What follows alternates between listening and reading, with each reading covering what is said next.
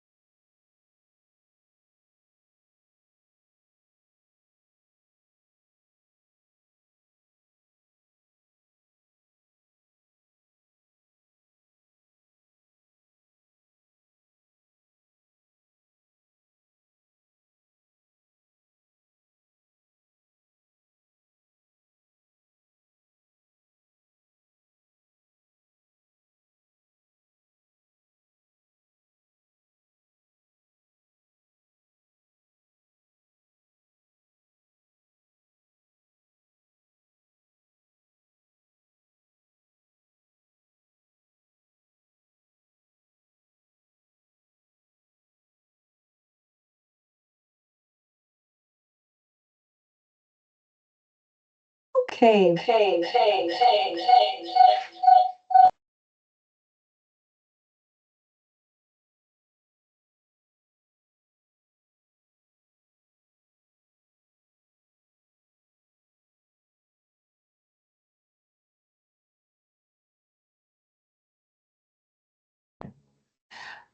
Okay, I think we can get started. Queena is recording this, so we definitely have some backtracking if there's anyone who misses the first little part here. So Anin, bonjour, salut, welcome. My name is Autumn Kapwe. I am an Anishinaabe Bear Clan from Curve Lake First Nations. However, I have been residing on the unceded territories of the Musqueam, Squamish, and Tsleil-Waututh peoples up here in Canada. I am honored to be the interim director for the Ore Gallery as the mat leave for Jen Jackson. Jen and Roopa have been working really hard on this journey for over 2 years or a year and a half, and I was lucky enough to have such a great team to kind of follow into their vision. I do want to just make some notes for those of you in the room. Any questions that you have, we'd love to just table them until the end. So please feel free to put them into the chat. And Queena in operations or myself, we will be fielding those questions to Roopa, and Roopa will have a question and answer session at the end to moderate for. Without further ado, I would love to pass it over to the lovely curator, Miss Roopa. Thank you so much, Autumn. Hi, everyone, and hello to everybody who might be watching this recording in the future. I'm so glad that you all could make it tonight. My name is Roopa Vasudevan. I'm an artist and researcher who is based between New York City and Western Massachusetts in the United States. And I had the distinct honor of organizing the Data Fluencies exhibition series, which has taken place across 3 North American cities throughout the spring and summer of 2025. The exhibition that is currently up at Ore Gallery, which is Data Fluencies Tributaries, is the second in the series and features work by the 6 artists you're going to hear from tonight, alongside experimental research from teams at Simon Fraser University, right in Vancouver, and York University in Toronto. The exhibition series is part of the larger Data Fluencies project, which is based out of the Digital Democracies Lab at SFU, or the Digital Democracies Institute at SFU, which has been working to develop creative and imaginative ways of navigating our data-saturated world and imagining alternatives to technological norms, and crucially, ways to move beyond what is simply given to us by tech companies and those in power. The exhibition takes up that call by placing the critical and expansive work of artists who are in direct conversation with the research outputs and the themes that are emerging from other parts of the larger initiative, and also considers art's potential for reimagining our often narrow understandings of data and technology. So in the first part of tonight's program, each artist in the show will talk briefly about their work, their process, and their inspirations. And I'll then pose a couple of questions to the group before opening up two questions for attendees. Feel free, again, as Autumn said, to put your questions in the chat, where Queena and Autumn will compile them as they arrive and share them with me for the end of the session. And so without further ado, I'd like to pass it on to Lai Yi, who's going to give our first presentation of the evening. Great, thanks Rupa, and thank you so much for organizing all of us. I'm really honored to be part of this show. So hi, my name is Lai Yi Ohlsen. I was born in China, raised in Arizona, and have been in New York for the past going on 9 years. My creative background is in performance and movement, but I've been working with video and new media for the past 4 or 5 years. And professionally, I work on the internet, infrastructure and protocols that make it run. I collect data about it and improve them.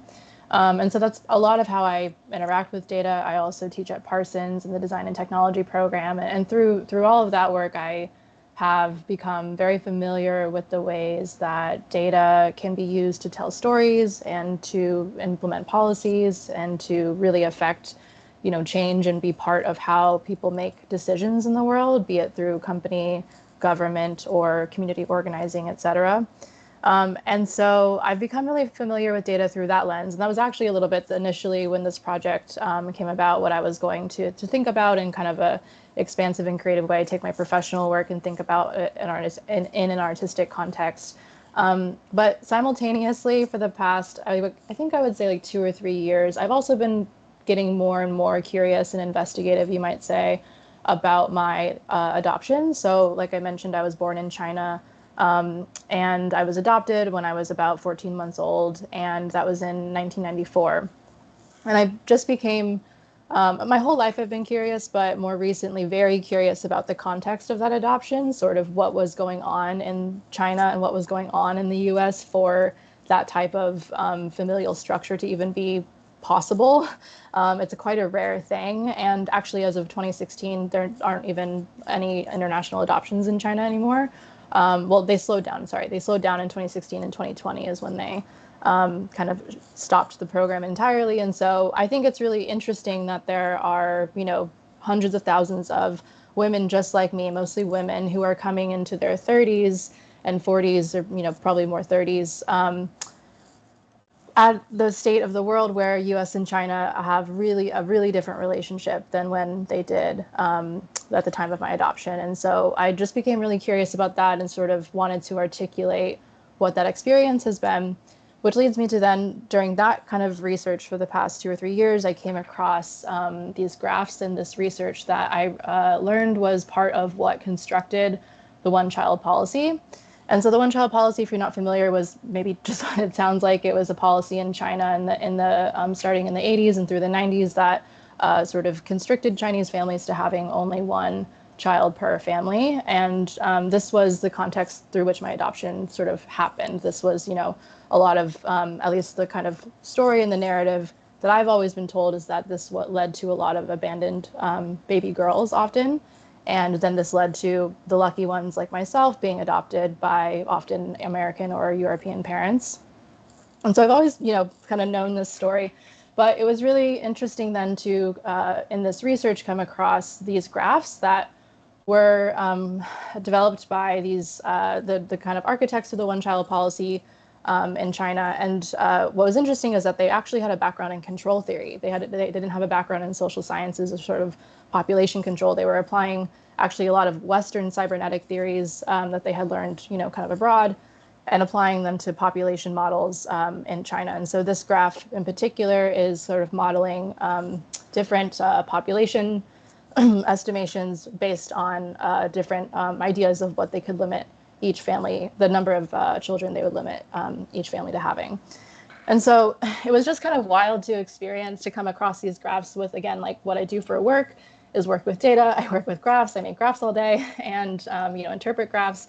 And so to come across a graph that had such a huge impact on my life was really jarring. And furthermore, cybernetics is actually something that I've always been interested in my 20s, especially kind of coming across it when I was studying computer science and thinking like, oh, this is a more radical way of applying this kind of computational and data science practice, and thinking about, the world as through a system, and how, kind of exciting that was. And so to then see it applied in this very particular context that, again, has such a personal sort of connection with my life was, I describe it in the video that I made that's up in the gallery as like running into two people who don't realize know each other and being like, oh, I didn't expect to see you here. And so through the video that I made, I'm kind of, talking through these graphs and thinking about them as also a little bit, what's interesting is I kind of feel sort of a familial connection with them. Like I see them, and I what I say is that I think this might be what some people feel like when they look at a family tree. Even though there's kind of this stark nature to them, it feels so much part of my story that I feel connected to even the kind of cold nature of them. And so, through all of this, the video is really just me kind of exploring these thoughts and these feelings, but then also kind of ending up thinking about sort of data as a departure as well, and these graphs as a imaginatory, or that's not a word, but imagination or speculatory space of like, how can the shapes of these graphs then be taken and be made into something else? How can data be sort of a departure for an origin story, or just a thing to mold? And while still being curious about the ways that, this data in particular sort of influenced my own life. And I should say too, these models were based on, very specific theories. And I think there's a lot of speculation about sort of how accurate they were. China at this time also did not have very accurate population data. And so this, is a really ripe example of the kind of the ways in which data can be manipulated and molded. But then I'm interested in also the ways that that can be kind of an opportunity as well for reimagination and sort of telling a new story. So I'll leave it there, and then maybe during Q&A can go deeper. Thank you. Thank you so much, Lai Yi. Your work is really powerful, and I encourage all of you who have not seen it in the gallery as yet to really, take a look. It's a really, really moving piece. Next up, we have Kristoffer, who's going to talk about his project Diffused States. So I'll hand the floor over to you. Thank you. I hope you can all hear me. It's the ocean thing. It's 2 a.m. in the morning. I'm a bit sleepy, so if I'm a bit imprecise, I hope you'll forgive me. Work I've got in this show is one of four of it's one variation of the many that I made for the shows that are all kind of specific speculative documentaries of something that might have been. They all stem from my own history to some extent, and they're all kind of autobiographical, even though they might not obviously be so. It's a series of 8 sort of documentary appearing AI images that appear to show the progress of a subculture being developed from the 80s until the 90s until the future. They chart sort of an alternative development of technological progress that, instead of being centralized in huge corporations, went the grassroots route that became part of the everyday, made by you and me, instead of corporations far away, which is the way that it often feels when you're based in a small country on the border of the world, looking at it from the American side anyway. So there's a kind of a speculative fiction at play here,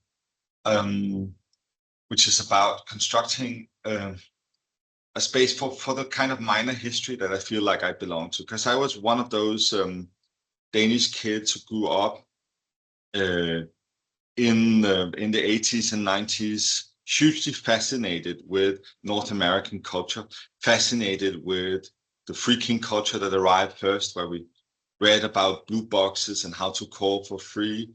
We read all these manuals for MCI and AT&T exchanges that had no way of being implemented locally. We tried to put resistors in the local phone system and use the Captain Crunch whistle to call for free, and none of it worked. But it all seemed so fantastically anyway. And then later on, after having tried calling for free and being part of the early computer hacker scene here in Denmark, I went into the graffiti subculture, which was in a way not that far from. It was from the freaker subculture. It was a way of using infrastructure, just not phone lines, but using train lines, using all the disused parts of infrastructure to paint, to make your own, to make the city your own, to stop feeling like you're a part, you're subsumed by a system, and to take control of the infrastructure within. And for me, I've always had trouble separating these two historically different subcultures, freaking, hacking, and graffiti. They seem to be very much the same. Although, if you read any historical account of Danish graffiti or Danish hacking, there is no overlap. It's a history that only exists inside me. So how do you tell a story like that? How do you tell a story that has not been documented? How do you tell a very local story that was never written down and that I hardly remember myself? Then AI seems maybe not to be the worst way of doing it. And I work a lot with Flux, which is a fairly open source model that I can run myself in my basement studio using wind power to create these images of a future that, and a past that never was, but still feels true. So charting charting a narrative through how a fictitious culture arrives in Denmark, how it develops, how it could have been, sort of also encompasses my own the hopes I used to hold on free infrastructure, open source communities, all the things that have turned out to be the internet, how all those things that I used to dream of as liberating have turned into tools of repression. And it seems to me that it's important to try and create new narratives, or maybe just awaken old narratives that used to be of what these things could be, of the infrastructures we could have had, of the world we could live in, to give us maybe, if not agency, then dreams that things could be different. Because that's one of the things that I'm deadly afraid of in the moment we're in now, is this sort of dread, the lack of alternatives, the lack of thinking that things could exist outside the commercial. And there's also something for me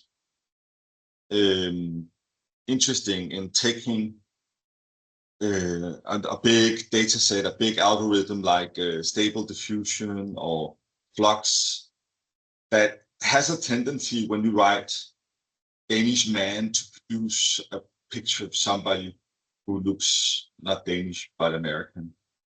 Who, if you say Danish countryside, produces something that looks like Switzerland. Who, if you say Polish man, produces somebody in a wife beater t-shirt with a vodka bottle. This kind of weird feeling that I'm in a moment where the local image making traditions and technologies are being subsumed by global, sort of a flat generic image of who we are. And I'm very interested in using these technologies to try and create the opposite of what they were meant for. Not using them to create happy Caucasian families camping in nature or dolphins swimming in tropical waters, but messy, dirty teenage kids doing the rebellious stuff that teenage kids usually do. Communities emerging where commercial businesses now exist. Sharing emerging from infrastructures that are co-owned instead of sold off to foreign investment. So That's why I made these 8 images as a kind of gesture of hope and defiance, a way of maintaining a local vision of something that could have been, and maybe also a way of saying maybe the local, the very local, the small scale, the minor history is where we can find the resource and the hope for the future instead of those grand narratives, big nations. Thank you.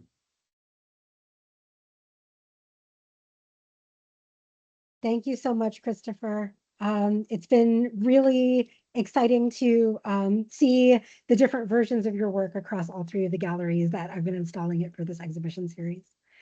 Our third presenter tonight is JAZSALYN, who's going to be talking about her work RP002. So without further ado, JAZSALYN, take it away.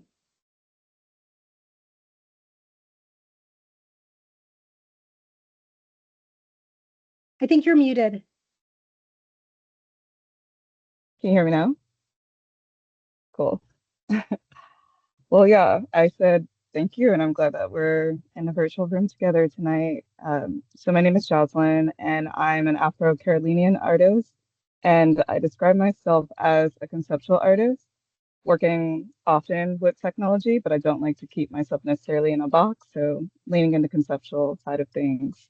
And often my work, it considers issues and speculative features regarding data loss, memory restoration, and ancestral intelligence.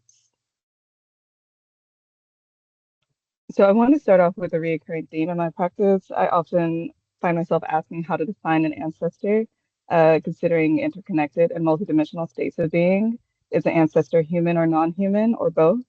And are there multiple definitions and types of ancestors? The African cosmology of the Bantu Congo defines ancestors as beings who coexist within different dimensions and zone of consciousness. And therefore, we can interpret that it is the ancestor's knowledge that guides its descendants towards wisdom and existential alignment. Reimagined prototype, also referred to as RPX, is a speculative computational study that I started in 2020 to refigure lost indigenous and extraterrestrial memory. The series exists in multiple formats, with the most recent iteration, RP002, installed as a 2-channel video installation with a sandbox sculpture. And conceptually, the sand represents data and memory withheld from the motherland and contained inside of this quote-unquote frame.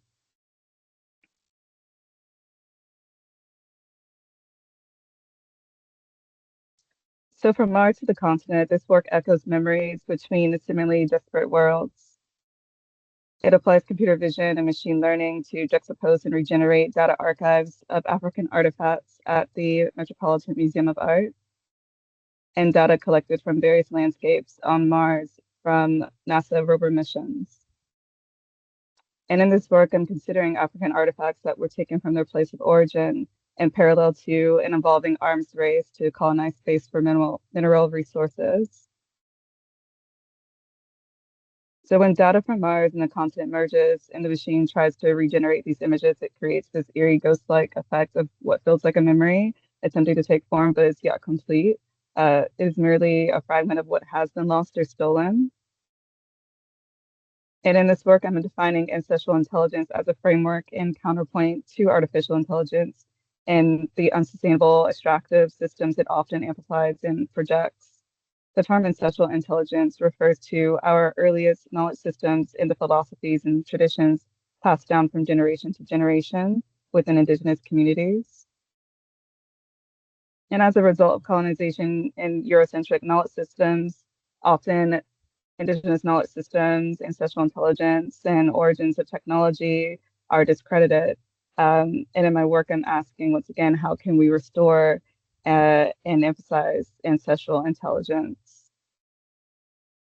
Coming back to the question, how to define an ancestor, on screen is a graphic of the Congo cosmogram, which represents a cycle of ancestralization between physical and spiritual world. It emphasizes this continuous cycle of transformation and renewal. And coming back to if it is the ancestor's knowledge that guides its descendants towards wisdom and existential alignment, When we consider ancestral intelligence as the original AI and multiple forms of intelligence, can we also consider AI as a descendant? Are humans AI ancestors?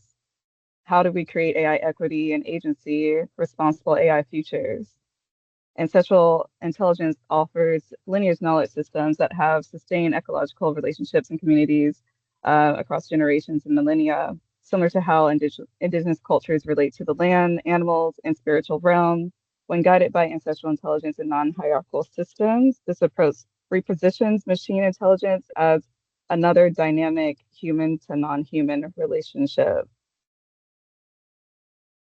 So I'm asking, can we recenter ancestral intelligence to provide an alternative human to non-human relational framework to inform and reimagine AI systems and to explore new possibilities for social and technological futures? Thank you.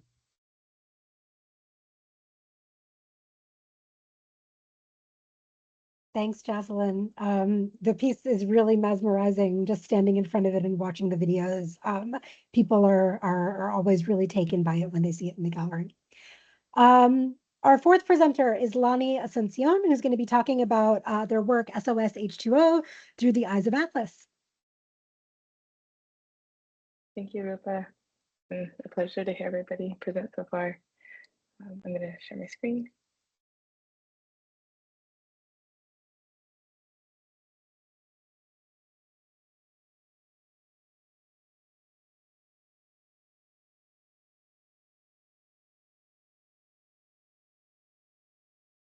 Right. My name is Lani Asunción, and I'm a multimedia artist. I work in public art and performance. I focus on environmental justice and community engagement through performance, experimental sound work, and transmedia storytelling. And as a queer Filipinx artist, I explore the intricacies of identity and belonging, and my work navigates counter-narratives of communal resistance to settler colonial systems and points to collective liberation. And so I kind of want to talk about how the work that I have in the series of these exhibitions kind of like connect to the work that I do in public art and at large. So Through the Eyes of Atlas and SOS HO2 is kind of like a piece of work that I've built on and has a lot of different layers. And it's kind of started in performance and public work first, and the video work that I produced for this series kind of comes from a series of different performances that I've done in different places. And I just wanted to show a few of the different iterations of how the work has looked installed at the different locations, one at Our Gallery and the other at Boston Cyber Arts. And the design that's printed kind of behind the video, that's around like kind of below the netting, is part of a larger design, like Y design, which is the water. And it points to the abysmal water design that's part of another layered kind of coded piece that I'll explain in a little bit.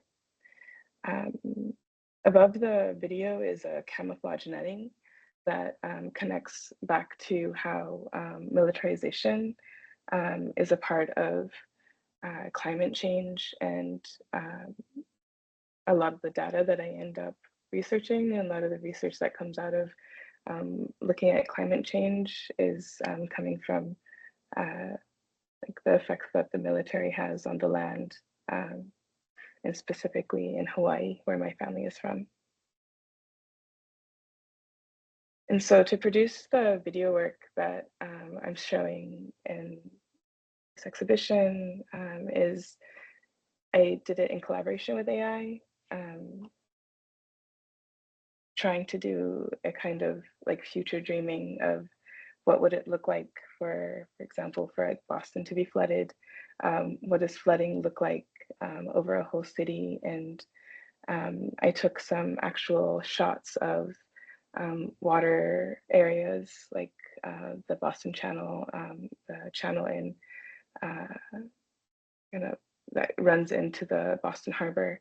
And then I overlaid and edited that through different programs like After Effects, and I kind of do this like kind of high-tech, low-tech process where it's like I animate the imagery in the video, and I also used AI to edit it, which was new for me, and I kind of wanted to like see how far I could push the program. And so there was some play, push and pull between collaborating with AI and thinking about like how could I create a narrative or a story that's both future dreaming of what it will be like when it floods, but also through the eyes of Atlas is pointing to how high-tech industry also has an effect on climate change and, you know, the extractive nature of high-tech. And Atlas is the name of the humanoid of Boston Robotics, and I'm located in Boston, Mass. So part of my research is like kind of digging through the back end of things, like Boston Robotics is funded by the same group that funds and the military that, you know, funds the dogs or the robots that kind of roam around the borders between California and Mexico. And so I'm interested in how, like, is there ways for me to create visual stories that don't, it may not express all of the things that I'm learning about what funds these kinds of technologies, but there's kind of like this eerie way and this kind of like, there's a pointing to the ominousness of all the layers. Part of my practice is embodying a lot of the research, both on site and also through this form of like animating and kind of editing. And part of that embodiment is also then researching like my own cultural background of like Filipino mythology and other stories that I've been raised with, or even some superstitions. And so it kind of weaves back and forth between the real world and the fabricated world.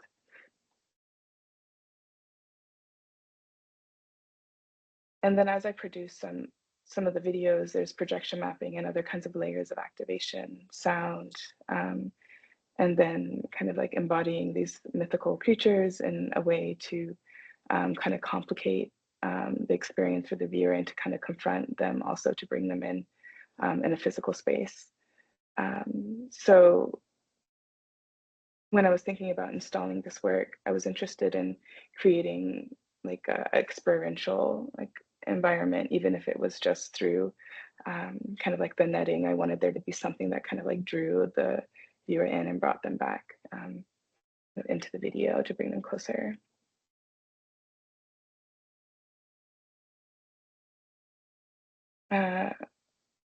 During the exhibition, there was a performance activation that I did at Boston Cyber Arts for the closing of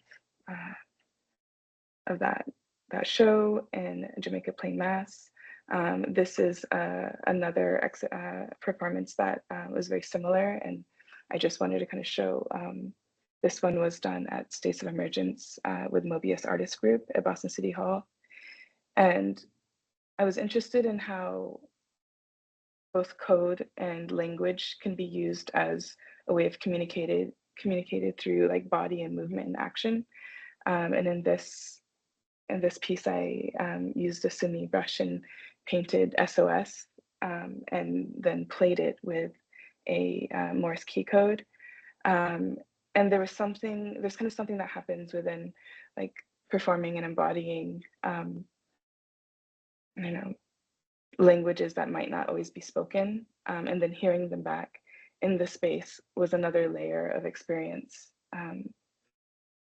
And my attempt was to kind of create like a kind of like a deep spatial resonance, so that people cannot just, they not only heard the work, but they also experienced it and felt it.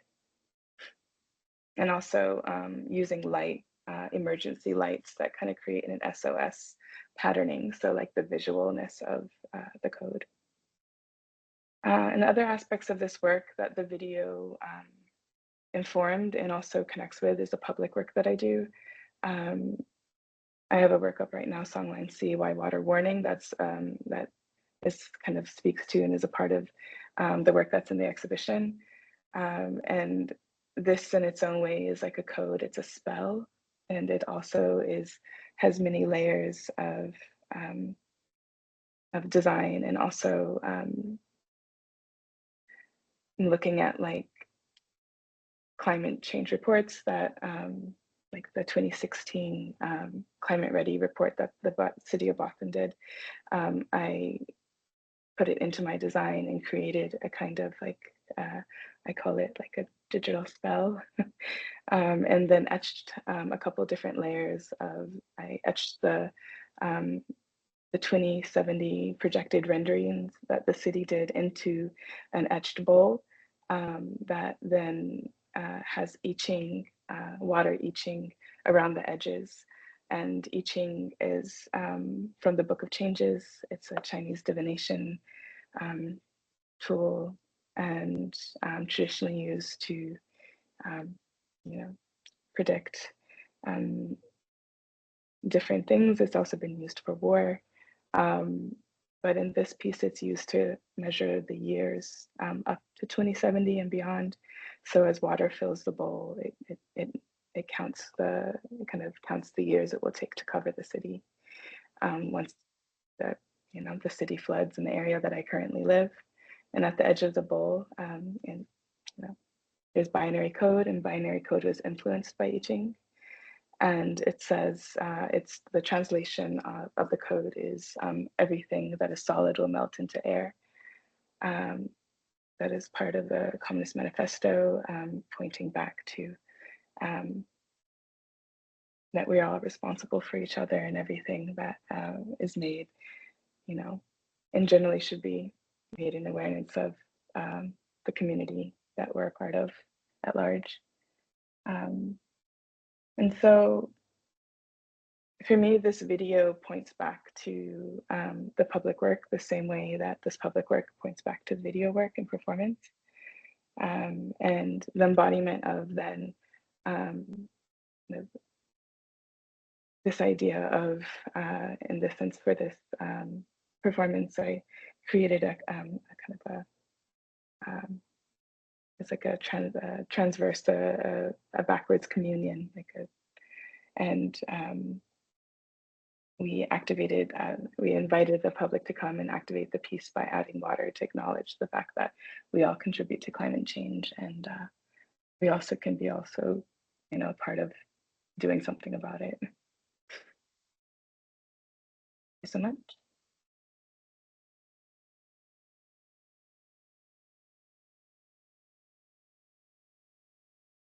Thank you so much, Lani. You did succeed in creating that experiential feeling for people who walk into the space. All right, next up we have Caroline Sinders, who's going to talk about their project Feminist Data Set. Hi, everyone. Thank you so much for having me. I am calling in from Chicago on the traditional and ancestral homelands of the Council of the Three Fires, the Ojibwe, Ottawa, and the Potawatomi nations. And I'm really excited to talk to you about some of my work that's currently installed. I just want to say thank you so much to Or Gallery and Rupa for doing such a wonderful job. It might also be helpful to give a little bit of background about myself. I'm an artist and human rights researcher. I work at the intersections of civil society and sometimes with government and academia, looking at the impacts of technology in society and its impacts on marginalized groups. But my approach to this has also been through my background in photojournalism. So I have this work that spans, or practice that spans photojournalism, research, design, and art. So I see everything through a lens of legibility and research storytelling. These are skills I honed as a photojournalist. So with these skills, I make art and I do human rights research, focusing through the lens of how design and technology affect people and impact their everyday lives.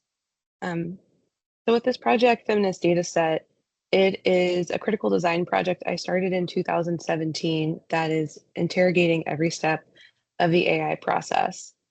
One of the approaches I've been thinking about it is thinking about the role of data. So if data is increasingly used to code planetary futures, what would it look like to code alternative futures through intersectional feminist methods of data creation? Feminist Dataset pursues this question by developing a collaborative methodology to imagine other horizons of possibilities for AI.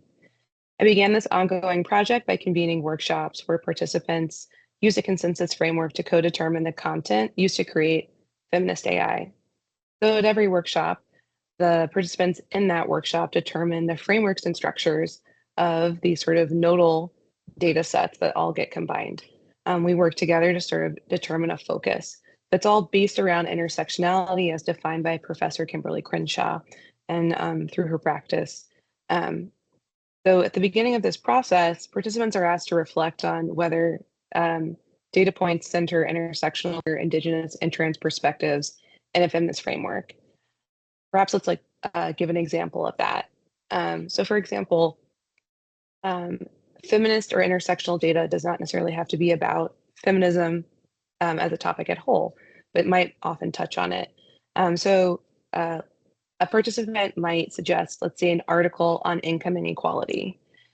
If that article is describing income inequality through a binary of men and women, or let's say centering only the perspectives of white women, it is not intersectionally feminist. So it cannot go into the data set, even let's say if it's covering a feminist topic of importance like income inequality. So an intersectional feminist article would talk about how Black women, white women, trans women, Asian women, Indigenous women are all paid different amounts, and how and what that sort of asymmetry looks like. So it's much more about the manifestation of how the text is written. Is it imbued with intersectionality? So I often describe this as really slow data, a very slow data process. It's not about quantity. It is really thinking about how does each piece we're contributing to this data set embody intersectionality through text, through a specific lens. That then also means in each workshop we're considering what is and is not in the data set. That might mean that, let's say, certain writers, if we have quite a few books of theirs, I'll often suggest that maybe let's try to find a different type of author or a different author to include. So a lot of this is trying to use co-design to slow down and interrogate the entire machine learning process by also bringing in audiences and communities are often left out of the machine learning creation process. So it's also trying to sort of take something that's quite macro and large and bring it down to a micro, almost analog level. At each step of the process, participants are asked to reflect on, again, how these data points center intersectional, queer, and Indigenous frameworks. So in the installation you see here, what we're seeing is just a snapshot of the data set, as well as a framework and taxonomy to think about contributing feminist data. There's also a series of worksheets that folks can fill out to then suggest different types of data to be created or create their own data to contribute into the data set itself. So each step in feminist data set as a whole, even though what's installed is just the data set collection, right? So this means the entire project is looking at things like data labeling, data training, selecting or generating an algorithm, the algorithmic model, and then where do we place that model to then be interacted with the public? Right now, the concept is a chatbot, but it could be anything. But again, every step exists to question and analyze the pipeline of creating and using machine learning. Is each step feminist? Is it intersectional? Does each step have bias? How can bias be removed? For example, parts of the project, we're using things like AWS. Part of my version of intersectionality and my feminism is I think a lot about accessibility through a disability justice lens. So then I'm thinking about accessibility of documentation of the types of technology we're using. I'm thinking a lot about how do even the certain types of small software we're using, small in the sense of how it contributes to the project. So a lot of feminist data set, we are using things like Google Docs. Those are really compatible with screen readers. A lot of non-big tech, let's say alternatives like CryptPad are not accessible with screen readers. So these might seem like minor and very small things to consider in the project or in let's say a workshop, but they're actually quite major. So for me, it is really thinking about the intentionality of choice and even the things we might forget about in a project. What servers are we using? Where are they hosted? What kind of email will we be using to discuss with each other? These are all a part, though, of a feminist practice and also the practice of AI. I'm not just interested in how we create an AI process, but I'm also interested in the labor of it. So how do we engage with each other? So that's also one of the steps is thinking about data cleaning. What is a feminist and intersectional way to do that? Should I use volunteers? Should people be paid? The work itself, if you've cleaned a data set or created one, can be quite tedious. One of the things I'm also sort of interrogating is even the act of cleaning and its tedium, and it can be very difficult and tiring, is that even a feminist act and how extractive it can be to one's own self? Pedagogically, the way I think of feminist data set is it operates in a similar vein to Thomas Twait's toaster project, a critical design project in which Twaits builds a commercial toaster from scratch.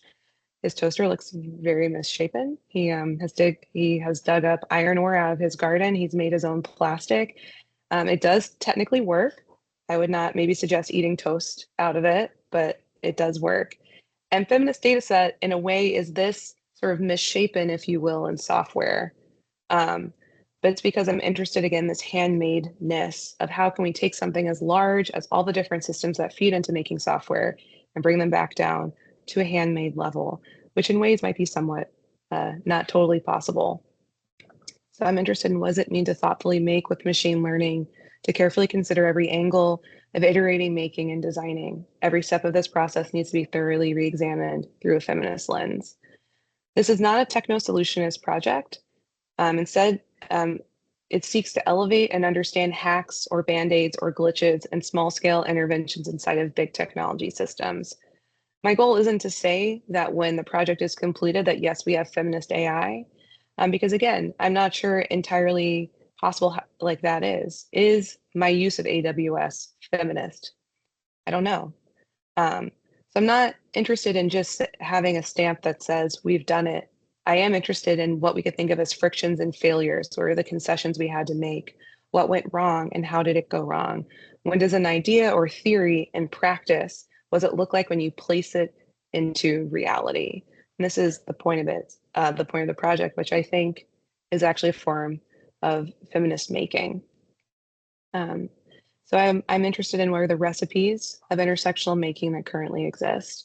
For example, TRK, a part of the Feminist Dataset project, does use AWS, Google Fonts, and specialized graphics, but the entire project is open sourced to create an intervention and research on labor within machine learning. So that's a tool where you can start to hand annotate one's data set. This combination of sharing the research and code with an open source license, again, is a part of my intersectional intervention, while simultaneously trying to use libraries, codes, and structures that almost everyone, regardless of location, could use to replicate or implement the project. The intersectionality here is deeply focused on usability through a design and technology lens, ease and access, also including accessibility, even if that comes at a trade-off of having to use software from big tech. Yeah, thank you.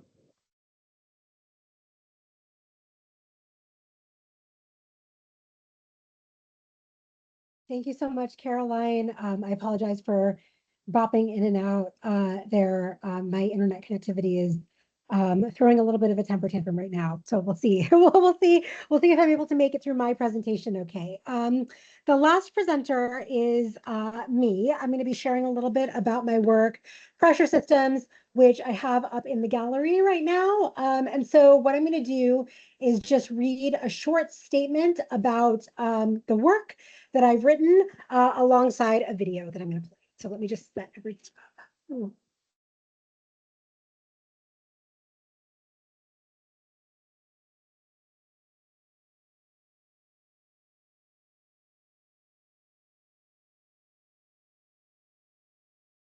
correct?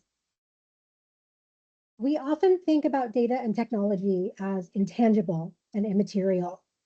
The metaphors that we might use to describe and discuss them, like the cloud or the virtual, or, and this is an instance of me maybe aging myself a little more than I wanted to, cyberspace, when the internet first took off as a thing that we were all thinking about and considering, these all work to dissociate them from the very real physical and material things that are needed to generate, move, and process them. In my own experience, this has made my relationship with technology feel overwhelming and exhausting, always hovering slightly beyond my reach. I often find myself longing for something concrete to hold on to, something to help me process and respond to the rapid change and information overload that we now take for granted in our digital lives. Pressure Systems is a series of site-specific and impressionistic works investigating the tangible effects of data collection and storage. The works that comprise the series superimpose iconography and motion onto physical space to depict the material needs of processes that are often regarded as immaterial and invisible. Here I take inspiration from both meteorological maps and electronic schematics, traditional means of representing fluid events that often cannot easily be seen by the human eye.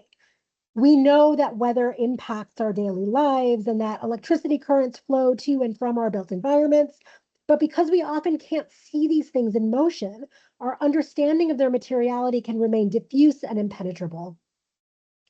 The systems of representation that we've devised for them attempt to provide pertinent information to their viewers, but they must also rely heavily on abstraction and approximation in order to make sense to a broader audience. Each work in the series that I've installed throughout the Data Fluencies exhibitions begins with the generative animation like the one you see here. This is representing the city of Vancouver. This is completed using processing an open source software toolkit for the arts.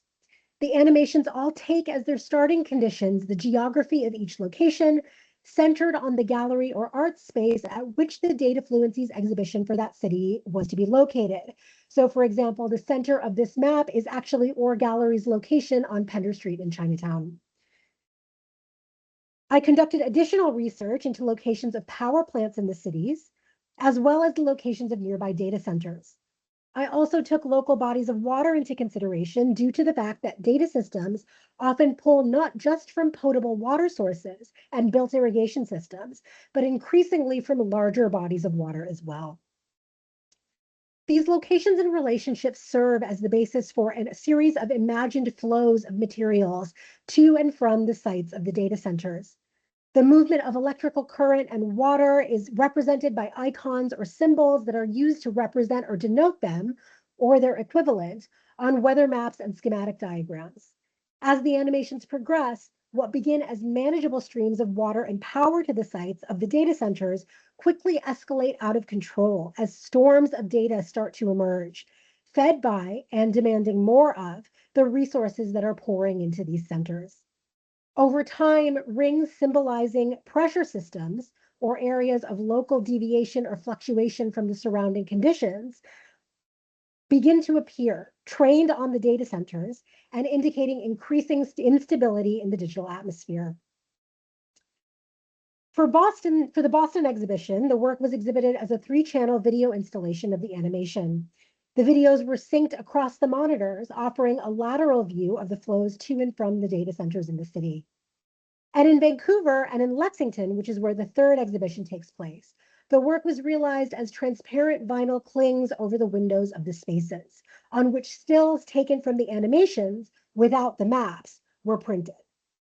Placing these abstracted renderings of data flows and systems over mapped or physical space allows us to understand the impacts on our embodiment, on our environments, on our ability to navigate the world in a different way from how we're conditioned to think of or experience data as a concept.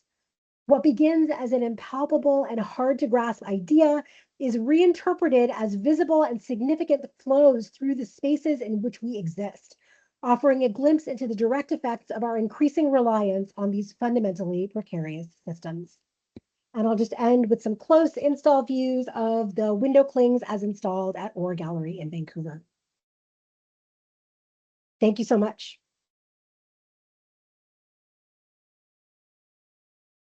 All right, thank you to everybody for presenting. And so I'm going to transition into the Q&A of this event.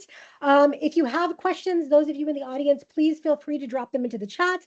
Autumn and Quina are going to be going through them in case that anybody in the audience has any questions that they would like answered as soon as we get through the ones that I've pre-prepared. But to start us off, I wanted to chat a little bit about the idea of data fluencies as a concept. I think that's the number one question that I get from people when I describe these shows is, what are data fluencies? And I certainly have my own, relationship with the term data fluencies and the idea of what they are. But I just wanted to offer it, to the artists participating in the show, as you've been working on these projects and thinking about data fluencies, what do data fluencies mean to you? And what are some ways in which you see them already existing, or what are some ways in which you would like to see them exist that maybe don't already?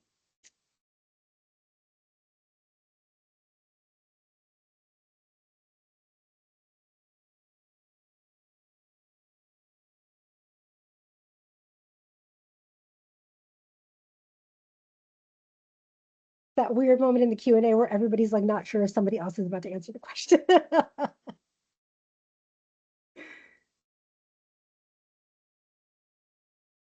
I also feel like I have a very strange relationship to the term Roopa, since I was able to like join very early on in the wider project, a workshop,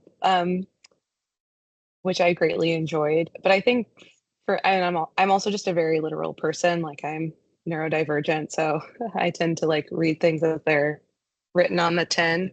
But I think to me, it does feel like, how does one explore the different languages and shapes that data can take? And then in that way, how do you also make data tangible and understandable in new ways? So perhaps teasing out all the different layers, be it like literal or metaphorical infrastructure that data forms around us, with ourselves as individuals, but with our communities, and then like the nations we're in, and then beyond that, since data and technology are kind of ever expanding and completely sort of surround us globally. So how do we think of it as perhaps its own entire language, but then also the way it intersects with all different types of our lives, even in ways where data seems perhaps not involved, much like technology, it probably always is. And then how do we make that, I guess, readable and understandable? And then I think through all of our projects, how do we complicate those notions of data? Like how do we change and confront, especially, I could argue, like big technology sort of definitions and perhaps misconceptions of data, the misconceptions that they have sort of forced on us as the state of data. I feel like all of our projects are really trying to reclaim and redefine what data is. So I guess in a way, that's how I'm interpreting it.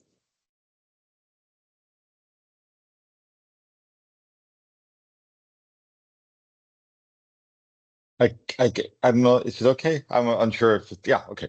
I think for somebody like me who identifies as a script kiddie, which is the lowest rung of hacker who uses other people's code because they're not really good at coding themselves, there's a kind of in the idea of data fluencies appeals a lot to me. I mean, because it's also about how do we act, how data is fluent, how do we act as non-experts with data? How much knowledge does it really take for us to be able to have agency? How much do we leave to the experts?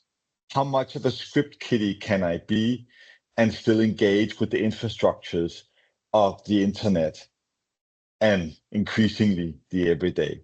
So there's a kind of a nice link for me with the fluency seems to be both like the boundlessness of data at the moment, how everything is datafied, how datafied analysis creeps into everything from the smart fridge to your shoes, to your sleep patterns, to everything, how we are datafied, how nothing remains undatafied, but also how we might resist it, how we might find ways of being a little fluid ourselves, of avoiding sticking too rigidly to the ways that algorithms are supposed to be interpreted, supposed to be used, how data is supposed to be knowledge, which it is not, how data is, and so on. So to resist all of these takes a certain amount of fluency.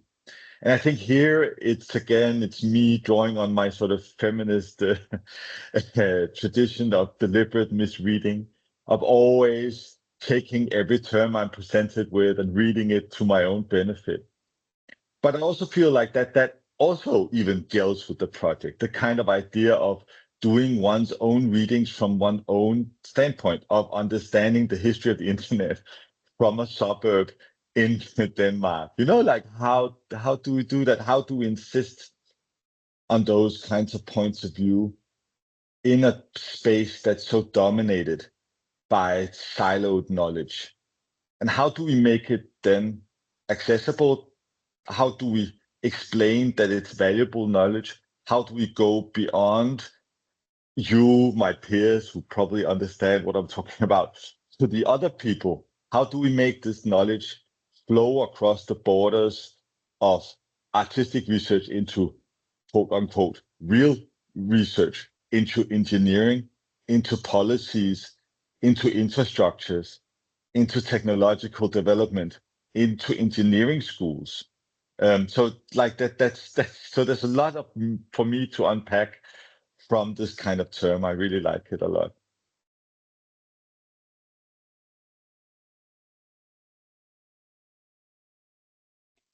I can chime in. Oh, go ahead. Go ahead. I feel like mine would be really quick, but just kind of speaking back to my practice and when I'm thinking of data, specifically data loss, and then on the other side of that, memory restoration, I'm thinking about sort of this opaqueness around data, or even,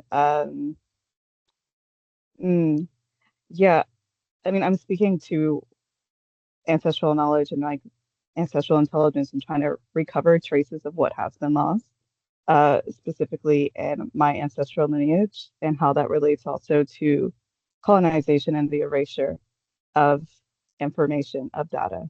So that's how I'm approaching it. And I do appreciate the term fluency because it does make me feel like I am trying to create some sort of fluency back to like what has been erased, what has been taken away, what has been lost. And that process can feel a bit, I think I'm working through it, in real time. I'm trying to gather what data I do have access to and starting there, thinking of that as a starting point, and how do I work backwards to trying to reveal patterns within data, maybe relating to things that seem quite different, African artifacts um, to data, to space data, and even finding correlations, relationships there, and how does that tell a narrative? How does that tell a story?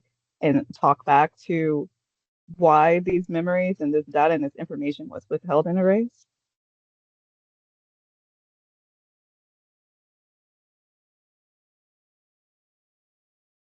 Yeah, I mean, what I was going to talk about was a lot about like what you're talking about, your work, this kind of, I don't know, I feel to me it's like the fluidness, the entrance, like the in between, the space in between things.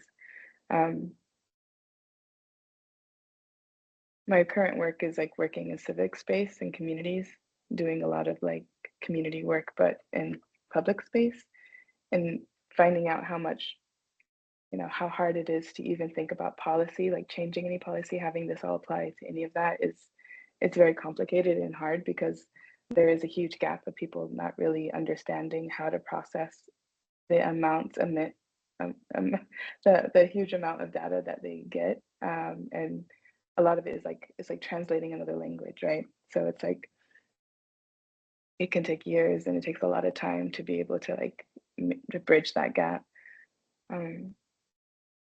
And I think I keep coming back to this idea of embodiment and like doing that in community, and what does that mean when all bodies have some point of understanding come to a space and then do work together to transmute that in some way. And I can't think of anything other than like ritual, or like I was saying in my presentation, this kind of idea of like code turned into spell. Yeah, yeah, it's like still processing real time. I think that's the hardest part, is this kind of like, if it being so fluid that sometimes it can be tricky to translate, but that's the whole beautiful challenge of it. I don't know if that, hopefully that made some sense. I definitely relate to it about the data that's stored in the body and how that comes out in different ways, whether that's ritual or performance, music. You know, I do feel like a lot of memory data information is, at least like when it comes to ancestral intelligence, is oral, you know, and it's passed down through generations that way. And like I'm trying to channel how, you know, how to recover that if aspects of it has been lost, even if it is still stored in the body somewhere, how to reactivate that.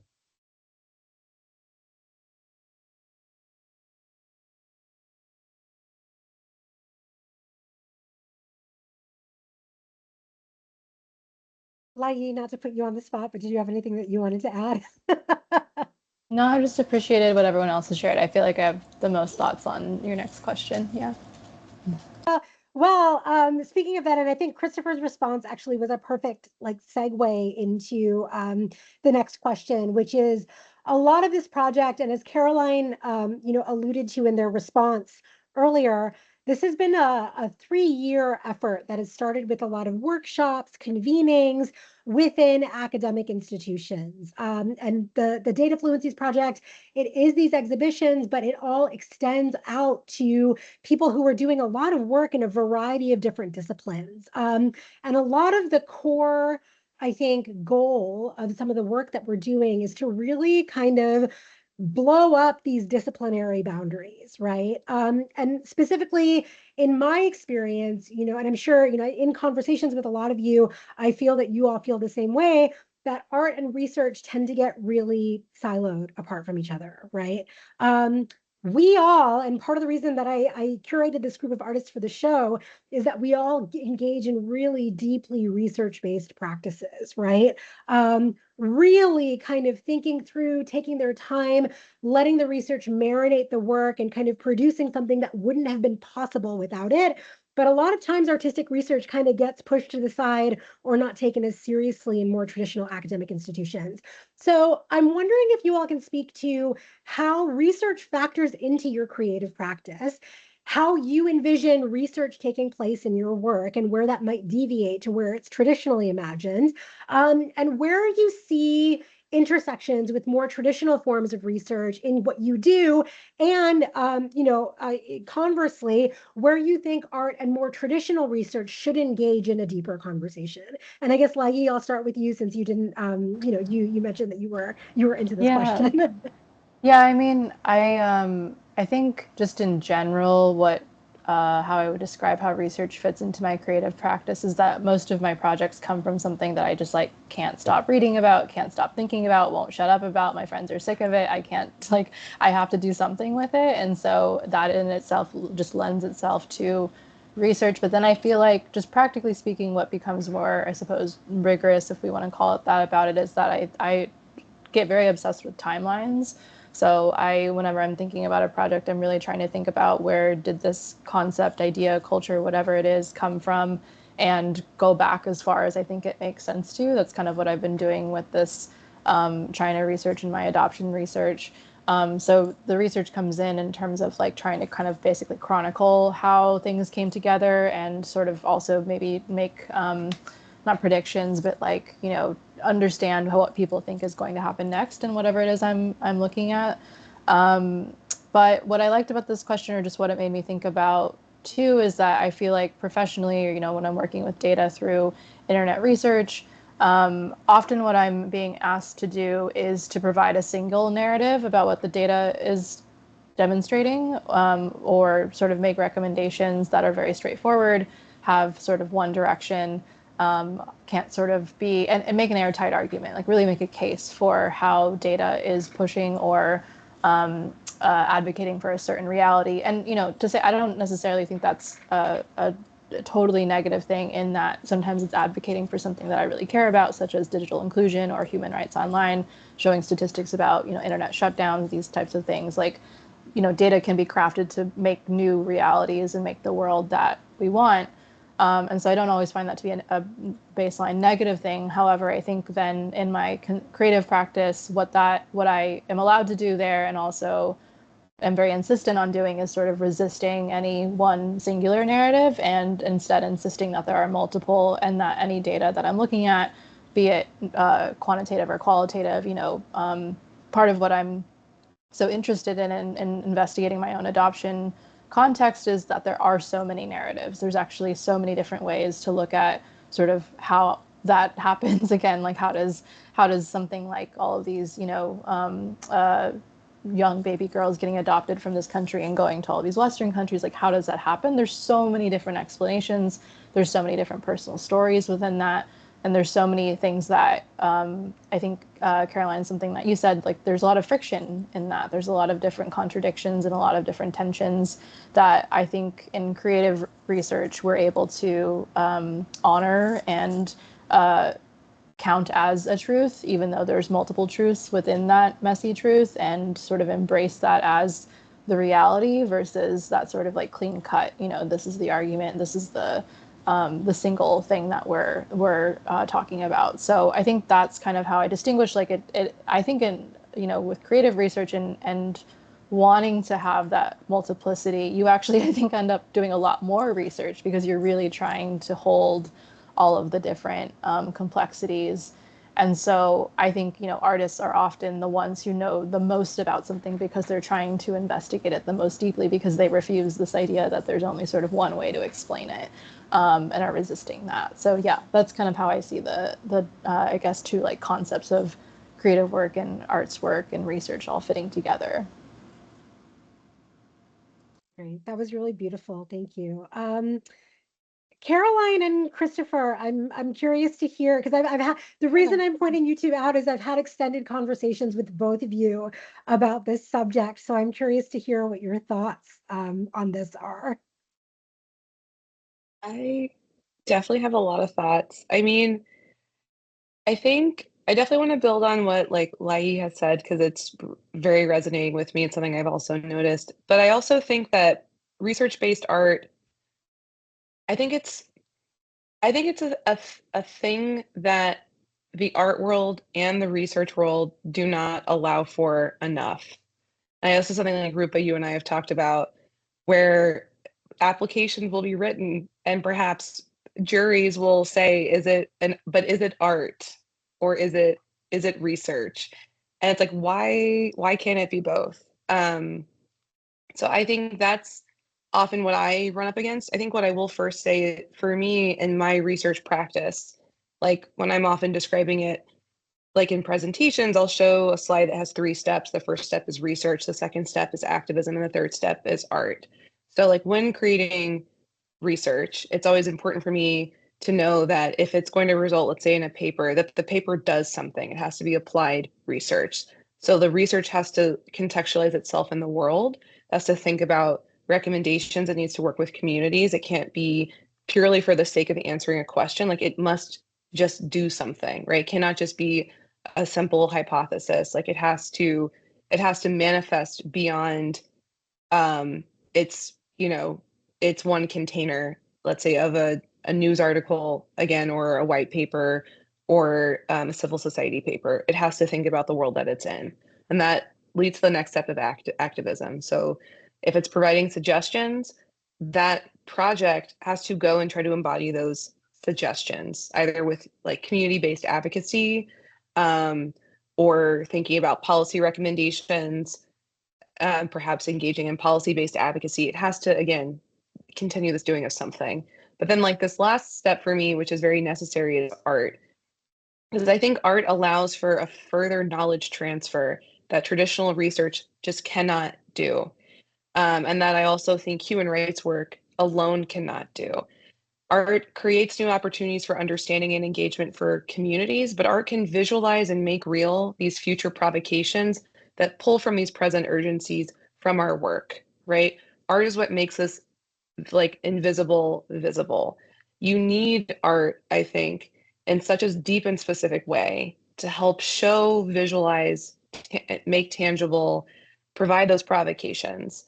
In a way also, and I think this goes back to how we define research, there is such a specific definition that different hierarchical structures will use. I think all the structures perhaps we are all moving between, be it human rights, be it internet freedom, right? Be it activism, or be it academia or journalism, that there are very specific definitions, and that there are those who I think demand that those definitions be rigid and inflexible for a variety of reasons, right?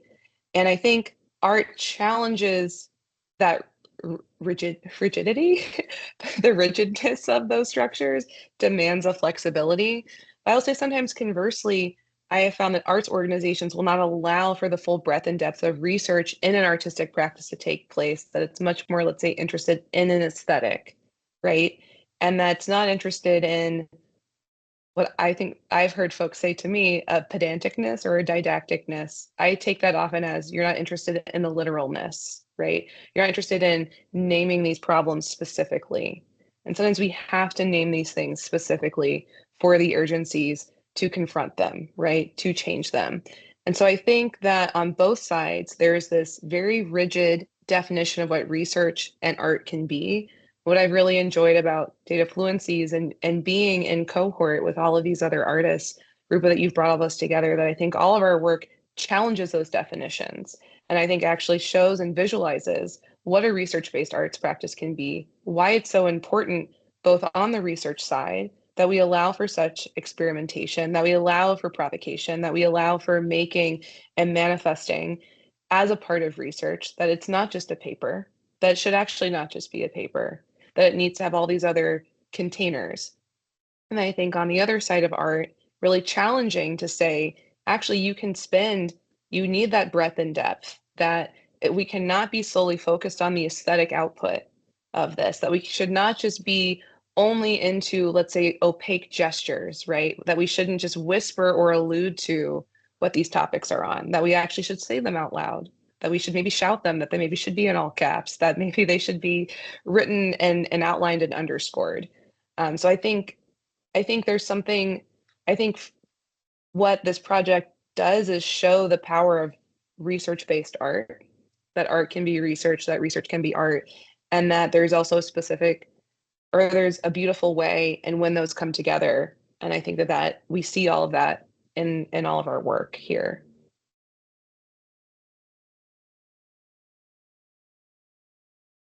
Fantastic. I mean, I couldn't agree more. But I think there are also, for me, various ways of approaching this as everything. It's also a fluid thing. One of the things I've thought a lot about trafficking in and out of academia, dressed as a big lobster, talking about what it's like to be an invasive species, is the kind of the positions that are available to me to speak from. The noble savage, the case study, the artist, the weirdo at the conference that everybody looks at, and it's a refreshing breath of air. And then we move on to real knowledge production. I'm pretty sure you've all experienced that feeling of being that person in the academic setting. So there's that. And in a way, that sort of the clown figure playing the fool, wearing the lobster suit, gives you certain freedoms. It gives you the freedom to break conventions, to say things that you're not allowed to say, to behave stupidly, to ask questions that are uncomfortable, and so on. But it also sometimes insulates me from being considered a knowledge producer, for what I'm saying being taken serious as a form of knowledge from the embodied part of what we do, being included in the sort of written body of knowledge as it's usually defined. So I think I don't think I've found a way of settling that. I can't keep pendulating between those two, the freedom of being a lobster and the more kind of a seriousness of being a knowledge producing, essay writing researcher.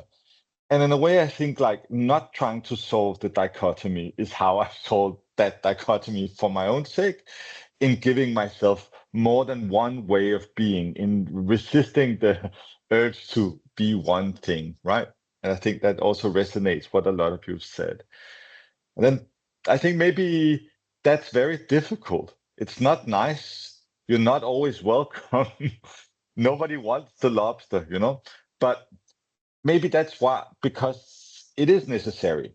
I think a lot of what we do, that's the most important work that I feel like I managed to do, is the difficult work, is to talk about immigration with a group of xenophobic Danes dressed as a lobster.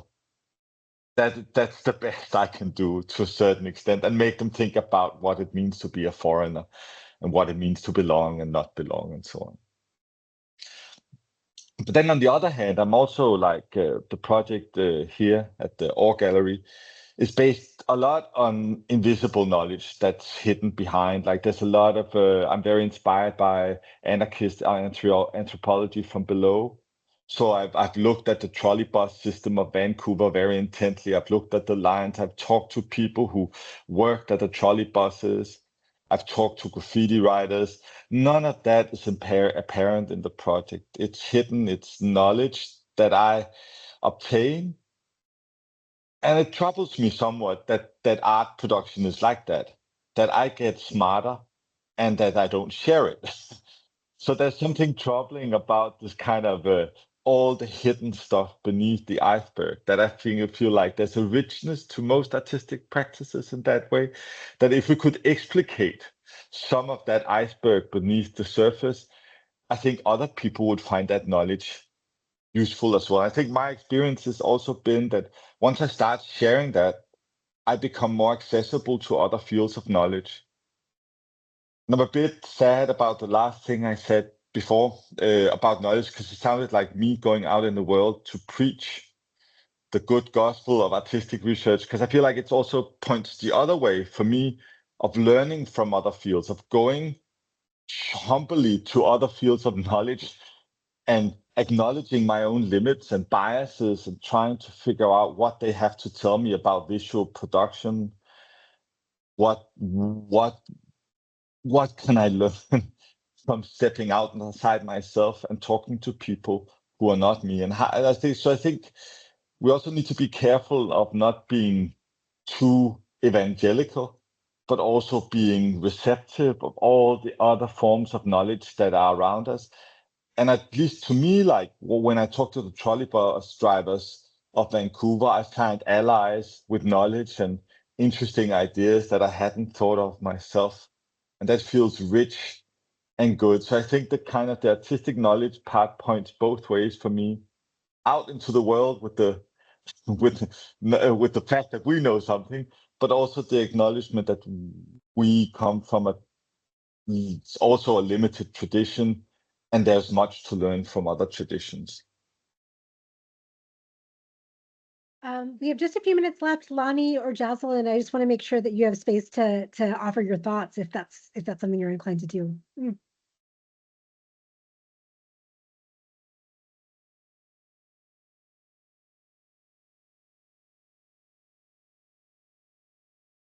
I mean, it's pretty much covered. I mean, I wrote some things down, but it's like we've all discussed the things that I was thinking, like the fullness of this whole conversation. Yeah, no, I just appreciate learning from everyone here, and I'm very encouraged, and I'm excited. And yeah, it's late here, so I'm just yeah, yeah. Likewise, I feel like so much has been said that I agree with, and especially on the notion of feeling like you have to do twice as much work, and it's taking a long time for your projects to actually come to life and be in a position to be, yeah, to be presented and shared with the public, which is something that I am still grappling with, because the work is urgent and it needs to be out now. These conversations need to be happening now. We need to Oh, I'm hearing my echo, but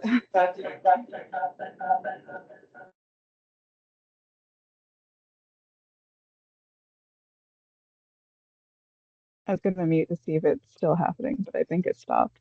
But yeah, on that notion, I'm like, in my practice, I'm trying to find ways to show the work while I'm doing the research, opposed to waiting until, the research is done and, you've gotten enough funding to see the project all the way through. And sometimes that looks like doing lectures, having conversations like this, doing lecture performances. Um, and I think also to expand on that, I've been wanting to make the research not feel like research, or not at least, to the audience, because I feel like that's an issue, is that a lot of these conversations exist in echo chambers. And it's like, how do you, on the topic of data fluency and even like data agency, how are you getting this in front of different audiences who are on the front lines and impacted by, I mean, at this point, I think we're all affected by, the emerging field of artificial intelligence. But how do we engage more people and allow them to be a part of the conversation? How do we build bridges amongst people who are in a position of power or influence in regards to developing these technologies? So that's where my head at, if that was any sort of coherent path. I think the idea of building bridges is a lovely note to end on. Thank you all so much for taking the time to be here today. I know it's very late for some of us, maybe more so for some folks than other. Kristoffer, again, thank you for being here at, in the wee hours of the morning. The show is up for another 10 days at Or Gallery. If you are in Vancouver, please check it out. Thank you to Queena and Autumn and everybody at Or Gallery for facilitating this and the show in general. Take care of yourselves and have a great evening. Thank you all for being here tonight. Thank you. Thank you, Roopa. Thank you so much. Thank you, Rupa. Thanks a lot.